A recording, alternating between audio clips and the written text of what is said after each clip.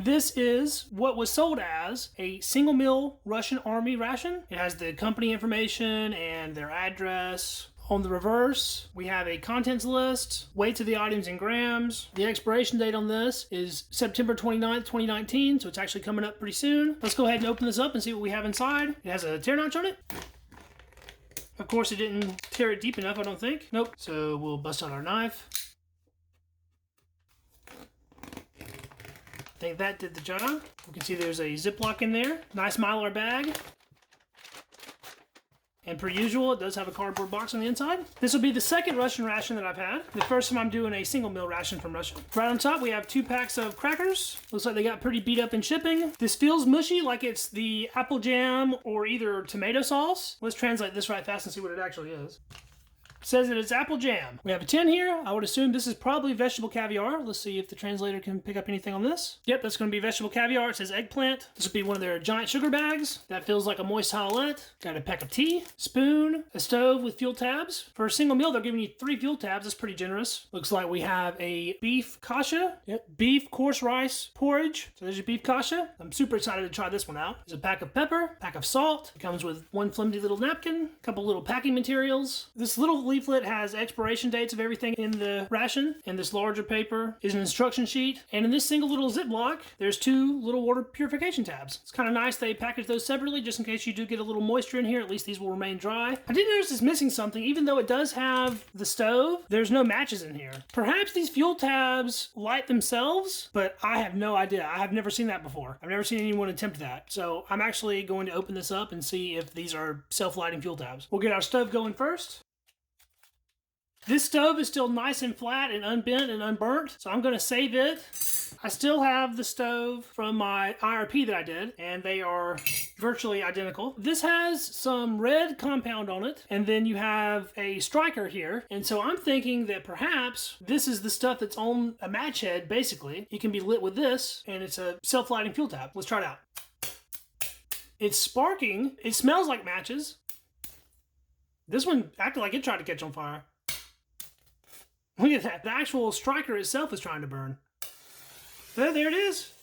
See if it caught. Yeah, it did. So that is super awesome. That's the first I've seen in these rations, a self-lighting fuel tab. Pretty innovative there, Russia. And it's burning quite nicely, actually. So last time I did one of these, I only cut the corner to vent, and that was a big mistake because it was very hard opening it afterwards. So we're going to go ahead and open this one all the way. There's a look at it there. It's a little weird and red colored in the middle. It feels very, very hard. It smells absolutely delicious, though. This might not look that appetizing, but even before it's heated, it smells awesome. Our fuel tab is burning very nice. Let's go ahead and get this put onto our stove, and we'll set this aside. While that's heating, we'll go ahead and get everything else onto the tray. That is heating very furiously. It's very loud and it's popping. I noticed that we didn't really have a drink mix in here, so I wanted to make sure that this was indeed salt and that this was indeed sugar, because this could possibly be a drink mix. So we'll get the translator back out. Yep, it's just plain sugar, and we'll double check this just to make sure. Salt. So the only drink that's coming in this is just the tea.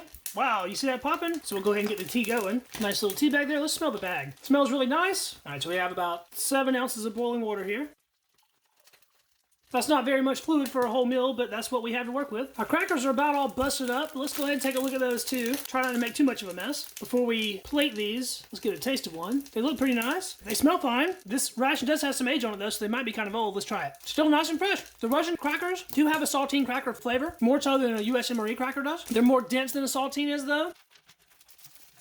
Thicker. These are actually pretty good though. Get another bite of that. The tea is turning a very orange color. It might be orange tea as opposed to black tea. Let's check out our vegetable caviar. This was probably my least favorite thing in the 24-hour IRP that I had, but supposedly a lot of these are different. Depends on who the manufacturer is. A little bit of it splooged out. Smells pretty much like I remember the other one. Sort of a pasta sauce type smell. And since I do have some on my thumb, let's give that a little taste. That wasn't very much to taste, but it didn't taste awful or anything. Go ahead and try just a bite of this on the spoon since I have it out. There it is. It's a very pulverized sauce-like texture. It's actually not too bad. It has sort of a generic vegetable flavor. This one might not taste quite as much like tomato sauce as the other one that I did. You can definitely tell there's more going on in this one. It's actually pretty good. My absolute favorite thing in the other ration besides the chicken and rice was the apple jam. I'm hoping this is as good as that other one. It is a different package. Let's get this onto a spoon. Look at that. Thick. Has some specks of actual like apple stuff in there. Doesn't smell off at all. Let's try that. Oh yeah, that stuff is freaking good. A little tangy, nice and sweet. It doesn't really taste like apple to me. I said this in my other review. It has more of a dried fruit flavor, like a raisin, prune, kind of nice big blob of it there on the cracker. Let's taste that. This stuff is seriously so good. I wish this was available in stores here in the US. I would actually buy this and eat it on a regular basis. It's so good. Fantastic. Really just a treat. Looks like the fuel tab has just a very small flame on it, so we'll go ahead and let it burn itself out. This will probably be quite hot, so I'm going to use some assistance in picking it up.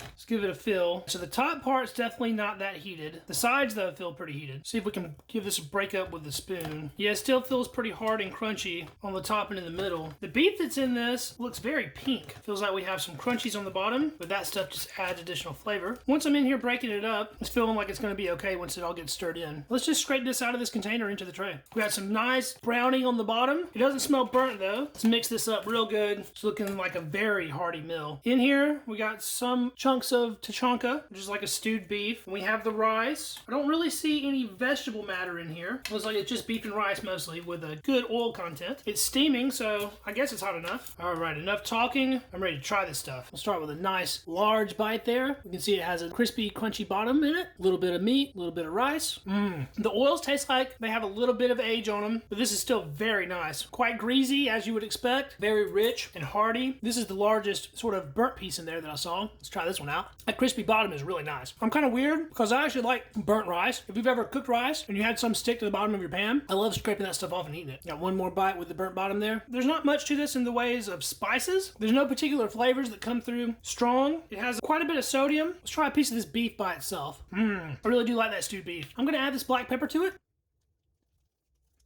There was a fair amount of black pepper in that pack. Let's taste just a little bit with black pepper. And yeah, that did make it better. Wow, that's good. All right, so I think our tea's been steeping long enough. Let's take this tea bag out and we'll open this giant sugar bag. Put some of that in there.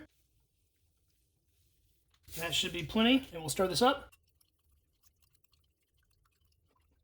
Got that all dissolved? Let's give this a taste. I put a lot of sugar in it, so it's very sweet. It's so mild, not even the least bit bitter. Wow, that's awesome. No joke, that's some of the best tea I can recall having. It's just so light. Oh, I wish there was more. I almost killed the whole thing. That's very tasty though. All right, let's try a little bit of this vegetable caviar with our rice and beef. Try those together. The flavors actually mix pretty well. I don't really care for the temperature difference though. Since this is nice and room temperature and this is nice and warm, they don't really mix that good. If this was heated and you put it on here heated, I think it'd be a little bit better. Take another bite of that. It adds something to it though. It's nice. Let's get some texture into the situation. So we'll just try some of this on the cracker right fast. That's good. The crunch definitely doesn't hurt. The flavor of the cracker blends in pretty well with the vegetable caviar. Let's do that same thing. Vegetable caviar on the cracker, but then let's add some of our rice and meat as well. Looks pretty appetizing. That's a really big bite though. It's not the best thing I've had in a ration, but it is absolutely by no means the worst. It's actually pretty good. I have no idea what this is. There's some stringy, gelatinous beef parts, but I'm gonna eat it anyway. That had like a unctuousness to it that you can only get in connective tissue. I gotta get one more taste of this apple jam. Oh yeah, that's the star of the show. Between that and the tea, those are two of the better ration items I've ever had. Oh no, this was not a bad meal. This is a good way to get your foot in the door for Russian food. That was a single meal Russian army ration, and it was really nice. I'm gonna very happily finish the rest of this off. Thanks so much for watching, guys. This has been Ration Rewind, the series in which I'm reposting my old ration reviews from my first YouTube channel. If you enjoyed this video, please give it a thumbs up to help it out with that Google algorithm. And don't forget to subscribe to the channel to catch all of my future ration content. This is the one-stop shop for MRE related content. Old and new, foreign and domestic, military and commercial. We do it all here on Readiness Rations. Be sure to drop me a comment and check out my social links down in the description of this video. And I will be back with a new video for you guys next week. Until then, I will catch you in the next video. See you then. Peace.